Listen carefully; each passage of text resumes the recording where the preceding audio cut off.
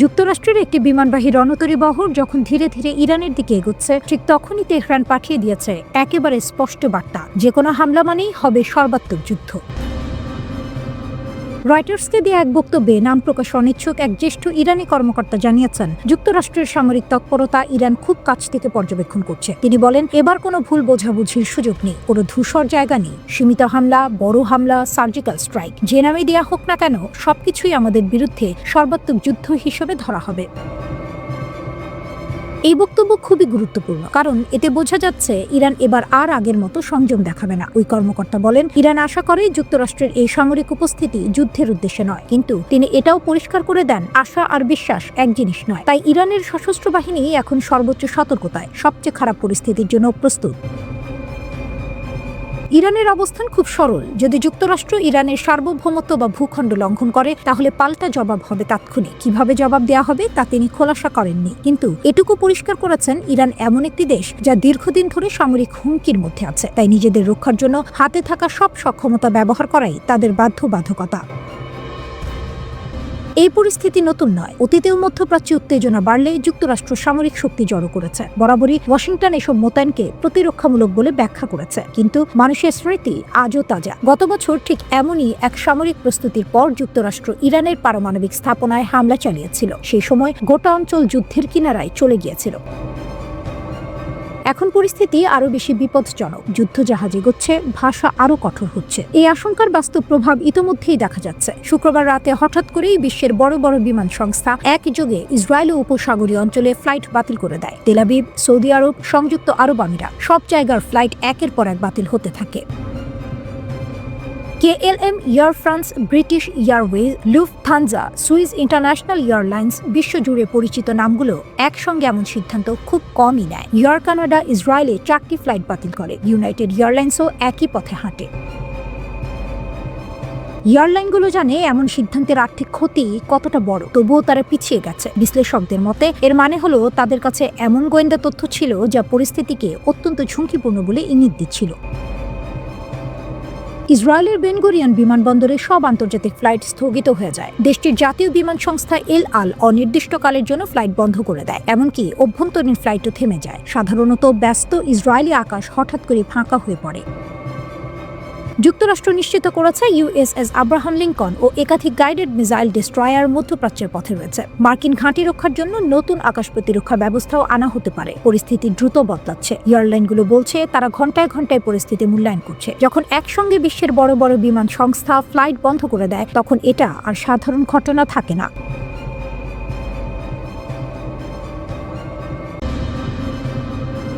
যুক্তরাষ্ট্রের সঙ্গে উত্তেজনা। ট্রাম্প কার্ড কি ইরানের খোরামশার 4 ক্ষেপণাস্ত্র? মধ্যপ্রাচ্য উত্তেজনা আবারও বাড়ছে।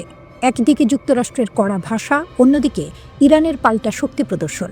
এই পরিস্থিতিতে আলোচনার কেন্দ্রে এসেছে ইরানের নতুন ব্যালিস্টিক ক্ষেপণাস্ত্র খোরামশার 4। অনেক বিশ্লেষকের মতে যুক্তরাষ্ট্রের চাপের জবাবে এটিই এখন তেহরানের সবচেয়ে বড় ট্রাম্প কার্ড। খোরামশার 4 কেন গুরুত্বপূর্ণ? ইরানের দাবি অনুযায়ী খোরামশার 4 একটি অত্যন্ত শক্তিশালী ব্যালিস্টিক ক্ষেপণাস্ত্র। এটি সর্বোচ্চ 1500 কিলোগ্রাম ওজনের ওয়ারহেড বহন করতে পারে, যা ইরানের ক্ষেপণাস্ত্র বহরের মধ্যে অন্যতম ভারী। সাধারণভাবে একটি ক্ষেপণাস্ত্র যত বেশি ওজন বহন করতে পারে, তার ধ্বংস ক্ষমতাও তত বেশি হয়। বিশ্লেষকরা বলছেন, এখানে ইরান ইচ্ছাকৃতভাবে দূরত্ব বাড়ানোর চেয়ে প্রচণ্ড শক্তিশালী হামলার সক্ষমতা বাড়ানোর দিকে বেশি জোর দিয়েছে। অর্থাৎ খুব দূরে নয়, কিন্তু যেখানে আঘাত করবে সেখানে ভয়াবহ ক্ষতি নিশ্চিত। এই ক্ষেপণাস্ত্রটি তৈরি হয়েছে ইরানের রাষ্ট্রায়ত্ত প্রতিরক্ষা সংস্থা অ্যারোস্পেস ইন্ডাস্ট্রিজ অর্গানাইজেশনের তত্ত্বাবধানে। প্রযুক্তিগত সক্ষমতা কি বলছে? খোরামশার 4 একটি তরল জ্বালানি চালিত ক্ষেপণাস্ত্র। এর মানে হলো এটি উৎক্ষেপণের সময় খুব দ্রুত গতি পায় এবং উচ্চ থ্রাস্ট তৈরি করতে পারে। ইরানি সূত্রগুলো বলছে এর স্বল্প ফ্লাইট টাইম এবং ম্যানুভারেবল ওয়ারহেড এটিকে আরও বিপজ্জনক করে তুলেছে। এই বৈশিষ্ট্যের কারণে ইসরায়েলের অ্যারো ডিফেন্স সিস্টেম কিংবা যুক্তরাষ্ট্রের সরবরাহকৃত আকাশ প্রতিরক্ষা ব্যবস্থার জন্য এটি বড় চ্যালেঞ্জ হতে পারে। ইরানের দাবি, লক্ষ্য এলাকায় পৌঁছে এটি একসঙ্গে প্রায় 80টি আলাদা লক্ষ্যবস্তুতে আঘাত হানতে পারে। অর্থাৎ একটি ক্ষেপণাস্ত্র দিয়েই একাধিক স্থানে ধ্বংসযজ্ঞ চালানো সম্ভব। বাস্তবে কি ব্যবহার হয়েছে? ইরানের Islamic revolutionary guard corps IRGC জানিয়েছে 2025 সালের জুনে যুক্তরাষ্ট্র ইরানের 3টি পারমাণবিক স্থাপনায় হামলা চালানোর পর ইসরায়েলের দিকে যে পাল্টা ক্ষেপণাস্ত্র হামলা করা হয় সেখানে খোরামশার 4 ব্যবহার করা হয়েছিল। এছাড়া 2024 সালের এপ্রিল ও অক্টোবরে ইসরায়েলের হামলায় এই ক্ষেপণাস্ত্র ব্যবহারের দাবি করা হয়। ইউরোনিউজের তথ্যমতে ওই সময়ে প্রায় 180টি ক্ষেপণাস্ত্র নিক্ষেপ করা হয়েছিল। এসব হামলা ছিল হিজবুল্লাহ নেতা হাসান নাসরুল্লাহ এবং IRGC কমান্ডার আব্বাস নীলফরুশানের হত্যার প্রতিক্রিয়া। আন্তর্জাতিক সংবাদ সংস্থা AP জানিয়েছে খোরামশার 4 অনেকটাই উত্তর কোরিয়ার মুসুদান ক্ষেপণাস্ত্রের আদলে তৈরি। মুসুদানের পাল্লা প্রায় 4000 কিলোমিটার, যদিও সেটি তুলনামূলকভাবে হালকা ওয়ারহেড বহনে সক্ষম। তবে প্রযুক্তিগত সহযোগিতার বিষয়টি পশ্চিমা বিশ্লেষকদের দীর্ঘদিনের উদ্বেগ। এদিকে ইরানের পররাষ্ট্রমন্ত্রী আব্বাস আরাগচি সরাসরি অভিযোগ করেছেন ইরানে অস্থিরতার পেছনে যুক্তরাষ্ট্র ও ইসরায়েলের সক্রিয় ভূমিকা রয়েছে। তেহরানে নিযুক্ত বিদেশি কূটনীতিকদের সঙ্গে বৈঠকে আরাগচি বলেন, বিদেশি মদতপুষ্ট অনুপ্রবেশকারীরা পরিকল্পিতভাবে বিক্ষোভকে সহিংস রূপ দিয়েছে। তার দাবি, এসব এজেন্ট বিক্ষোভকারী ও পুলিশের ওপরই গুলি চালিয়েছে, যাতে পরিস্থিতি আরও ভয়াবহ হয় এবং সামরিক হস্তক্ষেপের অজুহাত তৈরি করা যায়। আরাগচির মতে তেহরানের কাছে অডিও রেকর্ড ও তথ্য প্রমাণ রয়েছে, যেখানে দেখা যায় বিক্ষোভের মধ্যে সশস্ত্র অপারেটিভদের গুলি চালানোর নির্দেশ দেওয়া হচ্ছে।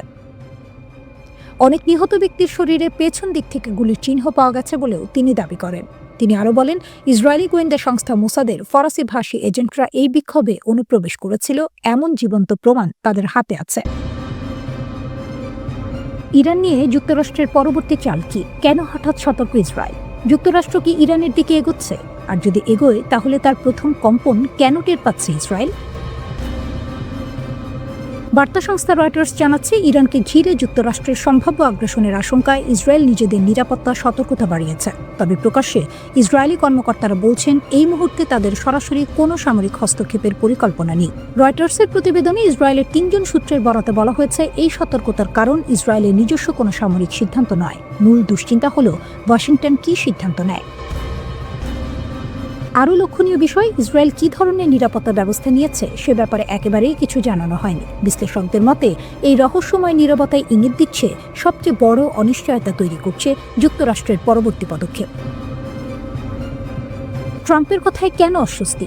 এই উত্তেজনার পেছনে বড় ভূমিকা রেখেছে যুক্তরাষ্ট্রের সাবেক প্রেসিডেন্ট ডোনাল্ড ট্রাম্পের সাম্প্রতিক বক্তব্য। তিনি ইরানের নেতৃত্বকে উদ্দেশ্য করে বলেছেন, চলমান অস্থিরতার সময় বিক্ষোভকারীদের বিরুদ্ধে শক্তি ব্যবহার করা উচিত নয়। একই সঙ্গে যোগ করেছেন, যুক্তরাষ্ট্র সহায়তা করতে প্রস্তুত। শুনতে মানবিক মনে হলেও তেহরান এই বক্তব্যকে অন্য চোখে দেখছে। ইরানের মতে এটি সহানুভূতি নয়, বরং ভবিষ্যৎ হস্তক্ষেপের জন্য তৈরি করা একটি রাজনৈতিক স্ক্রিপ্ট। ইতিহাস বলছে, ঠিক এই ভাষাই বহুবার ব্যবহার হয়েছে আগ্রাসনের আগে। এই উদ্বেগের পেছনে আরেকটি বড় কারণ আছে, গত জুনে হওয়া সেই 12 দিনের যুদ্ধ। ইরানের দাবি অনুযায়ী সেই সংঘাতে ইসরায়েল যুক্তরাষ্ট্রের সরাসরি অংশগ্রহণে ইরানের ভেতরে বিমান ও গোয়েন্দা হামলা চালায়। শুধু সামরিক স্থাপনায় নয়, বেসামরিক ও দ্বৈত ব্যবহারের স্থাপনাও ছিল হামলার লক্ষ্য। এই যুদ্ধ বহু বছরের ছায়াযুদ্ধের ইতি টেনে দেয়। পর্দার আড়ালের সংঘাত প্রকাশ্যে চলে আসে। এরপরই তেহরান স্পষ্ট বার্তা দেয়, ভবিষ্যতে যুক্তরাষ্ট্র বা ইসরায়েলের যে কোনো আগ্রাসনের জবাব হবে সরাসরি ও কঠোর, তা হোক মার্কিন ঘাঁটিতে কিংবা ইসরায়েলের ভেতরেই। এই প্রেক্ষাপটে রয়টার্স জানায়, ইসরায়েলের প্রধানমন্ত্রী বেনিয়ামিন নেতানিয়াহু যুক্তরাষ্ট্রের পররাষ্ট্রমন্ত্রী মার্কো রুবিওর সঙ্গে ফোনে কথা বলেন। এক ইসরায়েলি সূত্রের দাবি, আলোচনায় যুক্তরাষ্ট্রের সম্ভাব্য হস্তক্ষেপ নিয়ে কথা হয়েছে। যুক্তরাষ্ট্র ফোন আলাপের বিষয়টি স্বীকার করলেও কি আলোচনা হয়েছে সে বিষয়ে সম্পূর্ণ নীরব। বিশ্লেষকদের মতে এই নীরবতাই সবচেয়ে বড় বার্তা, কারণ বড় সিদ্ধান্ত সাধারণত নীরবতার মধ্যেই জন্ম নেয়।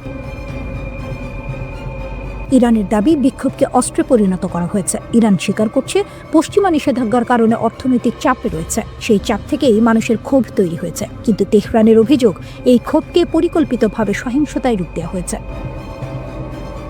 ইরানি কর্তৃপক্ষ বলছে, ইসরায়েলের গোয়েন্দা সংস্থা মোসাদ সহ বিদেশি শক্তিগুলো বিক্ষোভে নাশকতা, অগ্নিসংযোগ ও সংগঠিত সহিংসতা ঢুকিয়ে দিয়েছে। সাম্প্রতিক গুপ্তচর গ্রেপ্তার ও নাশকতার ঘটনাগুলোকে তারা এই দাবির প্রমাণ হিসেবে তুলে ধরছে। ইরানের বিশ্লেষকদের প্রশ্ন খুব পরিষ্কার, ইসরায়েল কি সত্যিই নিরপেক্ষ?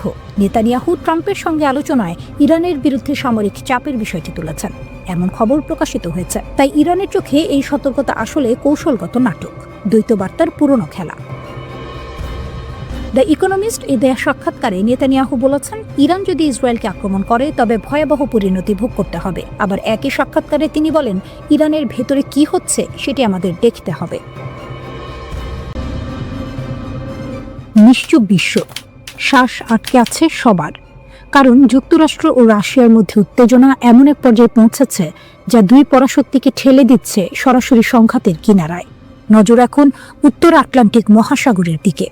এখানে একটি ভুল সিদ্ধান্তই বদলে দিতে পারে পুরো বিশ্বের নিরাপত্তা চিত্র। মস্কো ভীষণ ক্ষুব্ধ।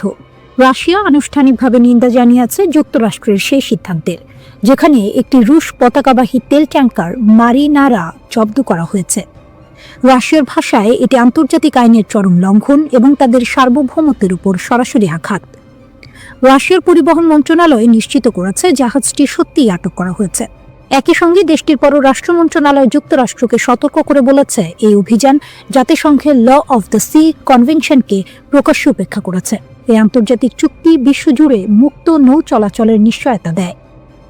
রাশিয়া আরও জানায়, জাহাজটির ক্রুদের মধ্যে রুশ নাগরিক রয়েছেন। তাই তারা যুক্তরাষ্ট্রের কাছে দাবি জানিয়েছে, এই নাবিকদের মানবিক ও মর্যাদাপূর্ণ আচরণ নিশ্চিত করতে হবে, তাদের অধিকার লঙ্ঘন করা যাবে না এবং দ্রুত দেশে ফেরার পথে কোনো বাধা দেওয়া যাবে না। মস্কো স্পষ্ট করে দিয়েছে, তারা প্রতিটি পদক্ষেপ খুব কাছ থেকে পর্যবেক্ষণ করছে। বার্তাটি পরিষ্কার, হস্তক্ষেপ সহ্য করা হবে না। এই পরিস্থিতিতে উত্তর আটলান্টিকে উত্তেজনা ঘণ্টায় ঘণ্টায় বেড়েছে। ওয়াশিংটন ও মস্কোর মুখোমুখি অবস্থান ঢুকে পড়েছে এক বিপজ্জনক ও অস্থির অধ্যায়ে। এই নাটকীয় পরিস্থিতির পেছনের ঘটনা কি?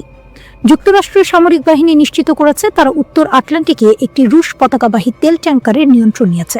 অভিযোগ, আন্তর্জাতিক নিষেধাজ্ঞা ভঙ্গ। কয়েক সপ্তাহ ধরে গোপন নজরদারি ও ধাওয়া শেষে এই অভিযান চালানো হয়। জাহাজটির নাম এমভি ভেলা 1, যা মারিনারা নামেও পরিচিত। যুক্তরাষ্ট্রের ইউরোপীয় কমান্ড জানায়, একটি ফেডারেল আদালতের জারি করা পরোয়ানার ভিত্তিতে জাহাজটি আটক করা হয়েছে। মার্কিন কোস্টগার্ডের কাটার মনরো জাহাজটিকে ট্র্যাক করছিল। অভিযানে যুক্ত ছিল বিচার বিভাগ, হোমল্যান্ড সিকিউরিটি বিভাগ এবং নতুন নাম দেওয়া ডিপার্টমেন্ট অফ ওয়ার, যা আগে ডিপার্টমেন্ট অফ ডিফেন্স নামে পরিচিত ছিল। মার্কিন কর্মকর্তাদের দাবি, মারিনারা তথাকথিত শ্যাডো ফ্লিট এর অংশ। এই নেটওয়ার্ক ব্যবহার করে ভেনেজুয়েলা, রাশিয়া ও ইরানের মতো নিষেধাজ্ঞাপ্রাপ্ত দেশগুলো গোপনে তেল পরিবহন করে। ডিসেম্বরে ক্যারিবিয়া অঞ্চলে জাহাজটি ধরার চেষ্টা ব্যর্থ হয়েছিল। পরে সেটি আটলান্টিকে ঢুকে পড়ে। রয়টার্স জানায়, এই জাহাজটি যুক্তরাষ্ট্রের ভেনেজুয়েলা ভিত্তিক তেল অবরোধ ব্যবস্থার ফাঁক গলে বেরিয়ে এসেছিল। মার্কিন প্রতিরক্ষামন্ত্রী পিট হেজেথ স্পষ্ট করে বলেন, নিষেধাজ্ঞাপ্রাপ্ত ভেনেজুয়েলার তেলের উপর অবরোধ বিশ্বের যে কোনো প্রান্তেই কার্যকর থাকবে। রাশিয়ার রাষ্ট্রীয় গণমাধ্যম আরটি জানায়, হেলিকপ্টার ব্যবহার করে মার্কিন সেনারা জাহাজে ওঠে। তাদের দাবি, কয়েক সপ্তাহ ধরে জাহাজটি অনুসরণ করা হচ্ছিল এবং একাধিকবার খারাপ আবহাওয়ার কারণে অভিযান স্থগিত করতে হয়। এক পর্যায়ে মারিনারা আইসল্যান্ডের বিশেষ অর্থনৈতিক অঞ্চলের খুব কাছাকাছি চলে যায়, যা পরিস্থিতিকে আরও স্পর্শকাতর করে তোলে। রয়টার্স পরে জানায়, ওই সময় আশেপাশে একটি রুশ সাবমেরিন ও একটি নৌযানও অবস্থান করছিল। যদিও সরাসরি সংঘর্ষ হয়নি, তবু পটভূমি ছিল ভয়ঙ্কর। আফগানিস্তানের মাইদান ওয়ারদাক প্রদেশে একটি অজ্ঞাত পরিচয়ের মানববিহীন আকাশযান বা ড্রোন ভেঙে পড়েছে। স্থানীয় গণমাধ্যমের প্রতিবেদনে বলা হচ্ছে, এই ড্রোনটি সম্ভবত যুক্তরাষ্ট্রের তৈরি MQ-9 রিপার। ঘটনাটি ঘটেছে প্রাদেশিক রাজধানী মাইদান শার শহরের কাছাকাছি এলাকায়। এখন পর্যন্ত তালেবান সরকারের পক্ষ থেকে এ বিষয়ে কোনো আনুষ্ঠানিক বিবৃতি দেওয়া হয়নি। তবে সামাজিক যোগাযোগ মাধ্যমে ইতিমধ্যেই ধ্বংসাবশেষের ছবি ছড়িয়ে পড়েছে। এসব ছবি মূলত তালেবানপন্থী অ্যাকাউন্টগুলো শেয়ার করেছে। ছবিতে দেখা যাচ্ছে তুষারে ঢাকা একটি পাহাড়ি ঢালে ড্রোনটির বিকৃত ধাতব অংশ পড়ে আছে। ড্রোনটি কিভাবে ভেঙে পড়ল তা এখনো পরিষ্কার নয়। বিভিন্ন সূত্র থেকে ভিন্ন ভিন্ন তথ্য আসছে। কেউ বলছে এটি যান্ত্রিক ত্রুটির কারণে বিধ্বস্ত হয়েছে, আবার কেউ কেউ দাবি করছে ড্রোনটিকে গুলি করে ভূপাতিত করা হয়েছে। যদি এটি সত্যি MQ-9 রিপার হয়ে থাকে, তাহলে ঘটনাটি অত্যন্ত গুরুত্বপূর্ণ, কারণ 2021 সালের অগাস্টে আফগানিস্তান থেকে মার্কিন সেনা প্রত্যাহারের পর এই প্রথম এমন কোনো ড্রোন হারানোর ঘটনা ঘটল। প্রতিবেদন অনুযায়ী ড্রোনটি একটি নিয়মিত নজরদারি মিশনে ছিল। এটি আফগান আকাশসীমার ভেতরে উঠছিল এবং কাতারের আল উদেইদ এয়ারবেস থেকে রিমোট কন্ট্রোলের মাধ্যমে পরিচালিত হচ্ছিল। তবে ড্রোনটি ঠিক কোন পথ ধরে আফগানিস্তানে প্রবেশ করেছিল তা এখনও জানা যায়নি। মাইদান ওয়ার্দা প্রদেশ কাবুলের খুব কাছাকাছি হওয়ায় অনেকেই মনে করছেন পাকিস্তান হয়ে ড্রোনটি ঢুকতে পারে।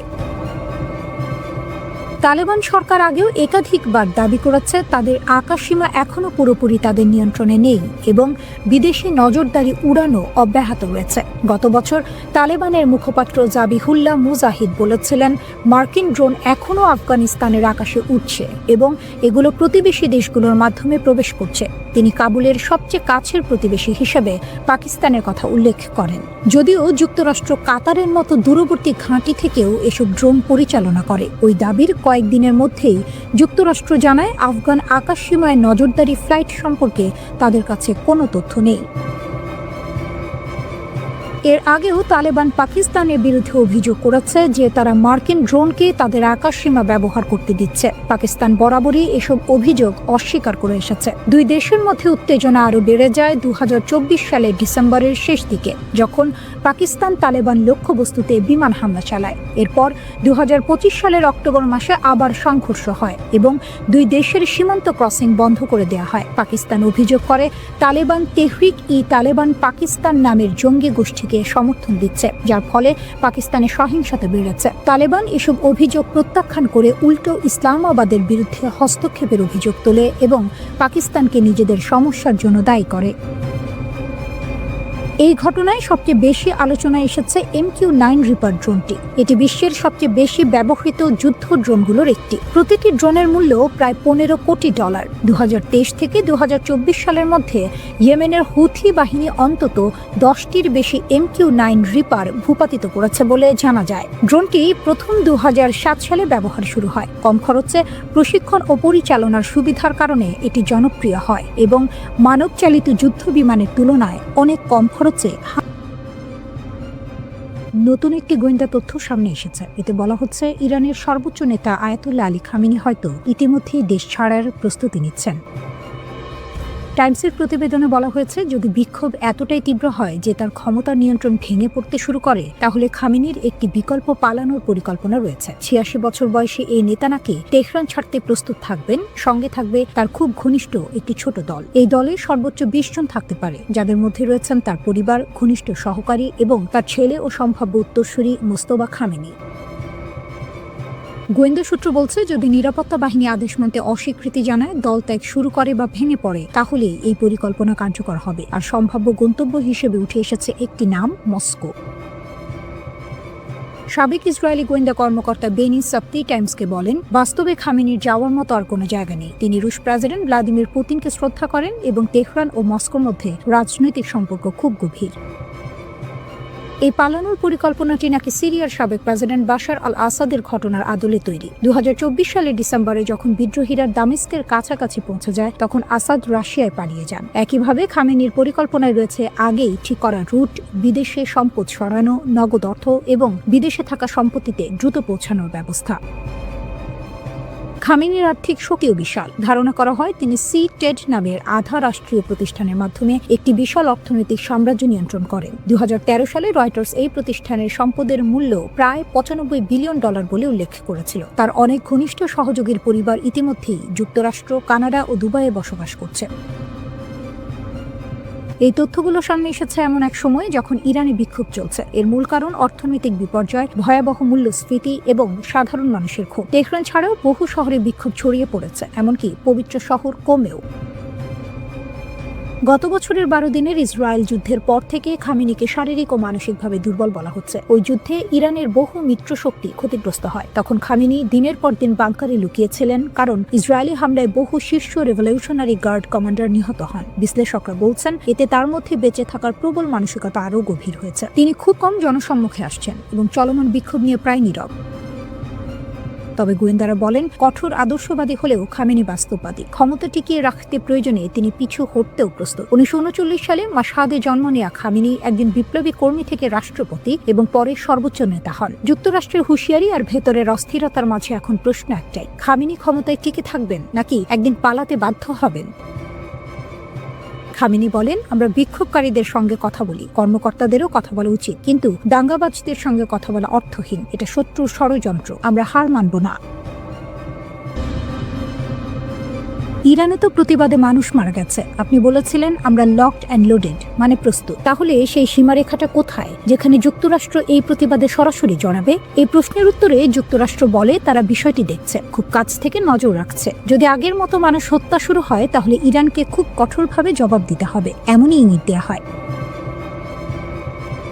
এরই মধ্যে ইরানের ভেতরে সরকার ঘোষণা দেয় ২০ মে থেকে একটি পরিকল্পনা কার্যকর হবে। জনগণের জন্য নির্দিষ্ট অঙ্কের টাকা জমা দেওয়া হয়েছে, যাতে মানুষ মাসে মাসে তা দিয়ে প্রয়োজনীয় জিনিস কিনতে পারে। এই অর্থ জনগণকে দেওয়ার নির্দেশ দেওয়া হয়েছে এবং সরকার দাবি করছে সব ইরানি নাগরিকই এই অর্থ পেয়েছে। কিন্তু বাস্তবতা ভিন্ন। বিদেশি মুদ্রার দাম অনিয়ন্ত্রিতভাবে বাড়ছে, বিনিময় হারের কোনো স্থিরতা নেই, প্রতিদিন দাম ওঠানামা করছে। এর ফলে ব্যবসায়ী ও দোকানদাররা কাজ করতে পারছেন না। সরকারের দাবি এটা স্বাভাবিক নয়, এটা শত্রুপক্ষের কাজ। সরকার বলছে শত্রুরা টাকা দিয়ে বা উস্কানি দিয়ে কিছু লোককে ব্যবসায়ীদের পেছনে লাগিয়েছে, যারা ইসলাম, ইরান এবং ইসলামী প্রজাতন্ত্রের বিরুদ্ধে স্লোগান দিচ্ছে। সরকারের ভাষায় এখানে একটি পার্থক্য আছে। তারা বলে প্রতিবাদকারীদের সঙ্গে কথা বলা যায়, কর্মকর্তাদের উচিত তাদের কথা শোনা, কিন্তু দাঙ্গাবাজদের সঙ্গে কথা বলে কোনো লাভ নেই। দাঙ্গাবাজদের কঠোরভাবে দমন করতে হবে, শত্রুর সামনে মাথা নত করা হবে না। জনগণের সমর্থনে শত্রুকে হাঁটু গেড়ে বসতে বাধ্য করা হবে, এটাই সরকারের অবস্থান। ইরানের সর্বোচ্চ নেতা আয়াতুল্লাহ আলী খামেনি যখন বলেন আমরা শত্রুর কাছে মাথা নত করব না, তখন বিশ্বের অন্যতম প্রভাবশালী প্রযুক্তি উদ্যোক্তা ইলন মাস্ক প্রকাশ্যে পাল্টা জবাব দেন, ইন ইয়োর ড্রিমস। এই মন্তব্য সামাজিক মাধ্যমে ঝড় তোলে। কিন্তু ইরানের ভেতরে বিষয়টি শুধু কথার লড়াই নয়। দেশ জুড়ে প্রতিবাদ ছড়িয়ে পড়ার সঙ্গে সঙ্গে খামেনি আরও কঠোর হন। তিনি প্রতিবাদকারীদের নাগরিক নয়, বরং দাঙ্গাবাজ বলে আখ্যা দেন। নিরাপত্তা বাহিনীকে নির্দেশ দেন দমন করতে। তিনি বিদেশি শক্তিকে দায়ী করেন এবং বলেন ইরান পিছু হটবে না। বাজারের ব্যবসায়ীরা ঐতিহাসিকভাবে ইসলামী ব্যবস্থার সমর্থক বলে সরকার দাবি করে। সরকার স্বীকার করে ব্যবসায়ীদের অভিযোগ পুরোপুরি ভুল নয়। মুদ্রার অবমূল্যায়ন, ডলারের অস্থির দাম ব্যবসা করা অসম্ভব করে তুলেছে। কিন্তু সরকারের অভিযোগ এই বৈধ ক্ষোভকে কাজে লাগিয়ে কিছু শক্তি দেশ অস্থিতিশীল করতে চাইছে। এটাকে তারা সম্পূর্ণ অগ্রহণযোগ্য বলে ঘোষণা করে। এই আন্দোলন ছড়িয়ে পড়েছে ২৫টি প্রদেশের ৬০টি শহরের ১৭০টির বেশি স্থানে। কুর্দি রাজনৈতিক গোষ্ঠীগুলো দেশ জুড়ে ধর্মঘটের ডাক দিচ্ছে। আন্তর্জাতিক প্রতিক্রিয়াও বাড়ছে। ইউরোপীয় ইউনিয়ন সংযম দেখাতে বলছে, সংলাপ চাচ্ছে।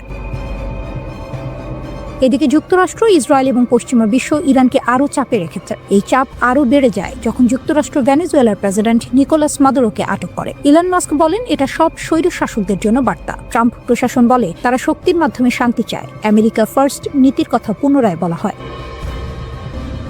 কারাকাস থেকে তেহরান ক্ষমতার পরীক্ষা চলছে। প্রশ্ন একটাই, ক্ষমতায় টিকে থাকতে ইরানের নেতৃত্ব কতদূর যাবে? ইরানে বিক্ষোভের 5টি বিষয় যা জানা জরুরি। ইরানের বিভিন্ন শহরে ব্যাপক বিক্ষোভ ছড়িয়ে পড়েছে, কিন্তু এগুলোর পেছনে কী কারণ এবং এগুলো কোথায় পৌঁছাতে পারে? রিপোর্ট আল জাজিরার। জীবনযাত্রার খরচ নিয়ে উদ্বেগ বাস্তব। ইরান বিশ্বের সবচেয়ে সীমাবদ্ধ দেশগুলোর মধ্যে একটি। বিভিন্ন আন্তর্জাতিক নিষেধাজ্ঞার দেশটির আমদানির উপর নির্ভরতা পরিস্থিতিকে আরও খারাপ করছে এবং মুদ্রাস্ফীতি বাড়াচ্ছে। মুদ্রাস্ফীতি বাড়িয়েছে খাদ্যপণ্যের দাম গড়ে গত বছরের তুলনায় ৭২% বেড়েছে। দুধের দাম এই বছর 6 গুণ এবং অন্যান্য জিনিসের দাম 10 গুণের বেশি বেড়েছে। বিক্ষোভগুলো বড় আকারে। শুধু তেহরানের গ্র্যান্ড বাজারের দোকানদারদের অর্থনৈতিক প্রতিবাদ থেকে শুরু হওয়া আন্দোলন নতুন বছরের আগেই ইরানের ৩১ প্রদেশের অন্তত ১৭ প্রদেশে ছড়িয়ে পড়েছে। হাজার হাজার মানুষ দেশের বিভিন্ন জায়গায় প্রতিবাদে অংশ নিয়েছে এবং নিরাপত্তা বাহিনী কিছু জায়গায় জোরপূর্বক প্রতিক্রিয়া দেখিয়েছে। ইরানের ফার্স্ট নিউজ এজেন্সি জানিয়েছে দক্ষিণ পশ্চিম ইরানের গর্ডেগানে নিরাপত্তা বাহিনীর সঙ্গে সংঘর্ষে ৩ জন মারা গেছে। আরও ৩ জন আজনা এবং একজন কুহদাস্টে মারা গেছে। সরকার কিভাবে প্রতিক্রিয়া দেখাবে তা বোঝা কঠিন। তেহরানের পূর্ববর্তী কঠোর প্রতিক্রিয়ায় বিক্ষোভকারীদের মৃত্যুর ঘটনা ঘটে। তবে এখন পর্যন্ত বিচ্ছিন্ন সংঘর্ষ ছাড়া পেজেশকিয়ান সরকার সরাসরি দমন অভিযান চালাতে না দিয়ে বৈধ দাবিগুলো শোনার প্রস্তুতি দেখাচ্ছে। বিক্ষোভকারীদের উদ্বেগ মোকাবিলায় সরকার কেন্দ্রীয় ব্যাংকের নতুন গভর্নর নিয়োগ দিয়েছে। আব্দুল নাসের হেম্মাতি রিয়ালের পতনের পর অর্থনৈতিক স্থিতিশীলতা পুনঃপ্রতিষ্ঠার প্রতিশ্রুতি দিয়েছেন। মঙ্গলবার উচ্চশিক্ষা মন্ত্রণালয় তেহরান বিশ্ববিদ্যালয় এবং 2টি প্রধান বিশ্ববিদ্যালয় থেকে ক্যাম্পাস নিরাপত্তা ব্যবস্থাপনা কর্মকর্তাদের সরিয়েছে। স্থানীয় সংবাদ মাধ্যম জানিয়েছে তাদের অপসারণের কারণ ছিল সম্প্রতি ছাত্র বিক্ষোভ মোকাবিলায় ব্যর্থতা এবং আচরণগত সমস্যা। অতীতে ব্যাপক বিক্ষোভ ঘটেছে। 2022 সালে 22 বছর বয়সী মাহসা আমিনীর আটককালে মৃত্যুর পর ইরানে ব্যাপক বিক্ষোভ ছড়ায়।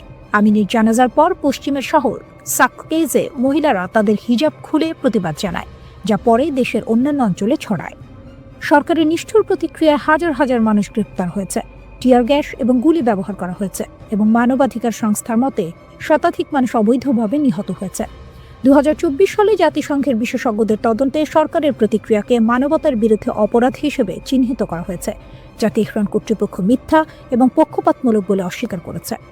মোরালিটি পুলিশ 2022 সালের ডিসেম্বর সাময়িকভাবে স্থগিত করা হয়, তবে পরের বছর পুনরায় প্রতিষ্ঠা করা হয়। তবে হিজাবের নিয়মাবলী এখন তুলনামূলকভাবে শিথিল। বিক্ষোভ আরও তীব্র হতে পারে। মার্কিন প্রেসিডেন্ট ডোনাল্ড ট্রাম্প বিক্ষোভ নিয়ে মন্তব্য করেছেন। তিনি বলেছেন, ইরান যদি শান্তিপ্রিয় প্রতিবাদীদের হত্যা করে, আমেরিকা তাদের উদ্ধার করবে। আমরা প্রস্তুত এবং লকড অ্যান্ড লোডেড। ইসরায়েলি পররাষ্ট্র মন্ত্রণালয় তাদের ফার্সি সোশ্যাল মিডিয়ার প্রাক বিপ্লবী ইরানি প্রতিকৃতি পোস্ট করেছে, যেখানে সিংহ সূর্যের উপর হাত রেখে ঘড়ির দিকে তাকাচ্ছে। পোস্টে লেখা ছিল, অন্ধকারের বিরুদ্ধে লড়তে ইরানি সিংহ ও সিংহিনীর উদয়। রিপোর্ট অনুযায়ী ট্রাম্প এবং ইসরায়েলি প্রধানমন্ত্রী বেনিয়ামিন নেতানিয়াহু আরও হামলা এবং লেবাননের হিজবুল্লাহকে টার্গেট করার আলোচনা করেছেন। ইরান জানিয়ে দিয়েছে, ইসলামিক রিপাবলিক অফ ইরানের ওপর যে কোনো নির্মম আগ্রাসনের উত্তর হবে কঠোর এবং প্রতিরোধমূলক। নিউ ইয়র্ক, বরফের শহর, ইতিহাসের শহর, আর এখন রাজনীতির নতুন মানচিত্র। 2026 সালের প্রথম সকাল। ক্যালেন্ডারের পাতা উল্টেছে, কিন্তু নিউ ইয়র্কে বদলেছে তার চেয়েও বেশি কিছু। লোয়ার ম্যানহাটনের সিটি হলের সামনে দাঁড়িয়ে এক তরুণ রাজনীতিক বলছেন, আজ থেকে আমাদের জন্য শুরু হচ্ছে এক নতুন অধ্যায়। এই কণ্ঠস্বর জোহরান মামদানি, 34 বছর বয়সী এক গণতান্ত্রিক সমাজতন্ত্রী, নিউ ইয়র্কের প্রথম মুসলিম মেয়র। আর সেই মানুষটি যিনি শপথ নেওয়ার কয়েক ঘন্টার মধ্যেই ইসরায়েলপন্থী একটি নির্বাহী আদেশ বাতিল করে বুঝিয়ে দিলেন, এটি শুধু ক্ষমতা বদলের গল্প নয়, এটি দৃষ্টিভঙ্গির সংঘর্ষ। হিমাঙ্কের নিচে তাপমাত্রা -10 ডিগ্রি, তবু হাজার হাজার মানুষ জড়ো হয়েছিল সিটি হলের সামনে। কেউ পতাকা হাতে, কেউ সন্তান কোলে, কেউ আবার কেবল ইতিহাসের সাক্ষী হতে। নিউ ইয়র্ক যেন সেদিন আরেকবার প্রমাণ করল, এই শহর কেবল ইট পাথরের নয়, এই শহর মানুষের। পবিত্র কোরআন ছুঁয়ে শপথ নিলেন মামদানি। মুহূর্তটি ছিল প্রতীকী, কিন্তু বার্তাটি ছিল রাজনৈতিক। নিউ ইয়র্কের ইতিহাসে প্রথমবার একজন মুসলিম মেয়র শুধু ক্ষমতায় এলেন না, তিনি নিজের পরিচয় নিয়েই এলেন। শপথের পর তার ভাষণ ছিল নরম কণ্ঠে উচ্চারণ করা এক রাজনৈতিক বজ্রপাত। তিনি বললেন, আমাকে বলা হয়েছিল মানুষের প্রত্যাশা কমিয়ে রাখতে, আমি তা করব না। আমি ছোট প্রত্যাশার রাজনীতি বদলাতে এসেছি। এই একটি বাক্যে বোঝা গেল নতুন মেয়রের দর্শন কি। মামদানির রাজনীতি সুবিধার নয়, সাহসের। বিনামূল্যে বাস সেবা, সাশ্রয়ী ভাড়া, শিশু পরিচর্যা, এসব কাগজে প্রতিশ্রুতি নয়, বরং নিউ ইয়র্কের শ্রমজীবী মানুষের দৈনন্দিন জীবনের প্রশ্ন। আর সেই কারণেই হাজার হাজার মানুষ শীতে দাঁড়িয়ে হাততালি দিয়েছে, স্লোগান তুলেছে। এই অভিষেক শুধু একটি অনুষ্ঠান ছিল না, এটি ছিল এক ধরনের গণজমায়েত। প্রথমবারের মতো ব্লক পার্টি। মারে স্ট্রিট থেকে লিবার্টি স্ট্রিট, 7টি ব্লক জুড়ে মানুষ। 4000 নিবন্ধিত অতিথি, আর বাকিরা ইতিহাসের অতিথি। বাংলাদেশে বংশোদ্ভূত নিউ ইয়র্কবাসীরাও ছিলেন সেখানে। তাদের চোখে ছিল আশা, এই শহরে তাদের কণ্ঠস্বর আরও দৃশ্যমান হবে। কিন্তু মামদানির যাত্রা শুরু হলো আরও স্পষ্ট বার্তা দিয়ে। অভিষেকের কয়েক ঘন্টার মধ্যেই তিনি বাতিল করলেন সাবেক মেয়র এরিক অ্যাডামসের জারি করা সব নির্বাহী আদেশ, বিশেষ করে সেই নির্দেশনা যেখানে মেয়র কার্যালয়ের কর্মকর্তাদের ইসরায়েল বর্জন বা বিনিয়োগ প্রত্যাহার আন্দোলন থেকে দূরে থাকার কথা বলা হয়েছিল। এই সিদ্ধান্ত শুধু প্রশাসনিক নয়, এটি আদর্শিক। এটি বলছে নিউ ইয়র্ক সিটি আর কোনো নির্দিষ্ট পররাষ্ট্রনৈতিক অবস্থানের দাস নয়। এটি বলছে মেয়র কার্যালয় এখন মত প্রকাশের স্বাধীনতার বিপক্ষে দাঁড়াবে না। এই পদক্ষেপের সমর্থক যেমন উচ্ছ্বসিত, সমালোচক তেমনি সতর্ক। চ্যালেঞ্জটির সামনে পাহাড় সম। 1 কোটি মানুষের শহর, 10 লাখ বাড়িতে বিনামূল্যে সেবা, প্রয়োজন প্রায় $1000 কোটি। মামদানি বলছেন ধনীদের ওপর কর বাড়বে, কিন্তু সেই সিদ্ধান্ত বাস্তবায়নের জন্য তাকে পেতে হবে গভর্নর ক্যাথি হোকুলের সমর্থন। আর আছেন ডোনাল্ড ট্রাম্প, যিনি ইতিমধ্যেই মামদানিকে কমিউনিস্ট বলে চিহ্নিত করেছেন, কেন্দ্রীয় তহবিল কাটছাঁটের হুমকিও দিয়েছেন। তবু রাজনীতির নাটকীয়তায় চমক আছে। হোয়াইট হাউসের সাক্ষাতে ট্রাম্পই বললেন, আমি চাই তিনি ভালো কাজ করুন আর আমি সাহায্য করব। এই দ্বন্দ্ব, এই অনিশ্চয়তা, এই প্রত্যাশা, সব মিলিয়েই মামদানির নিউ ইয়র্ক।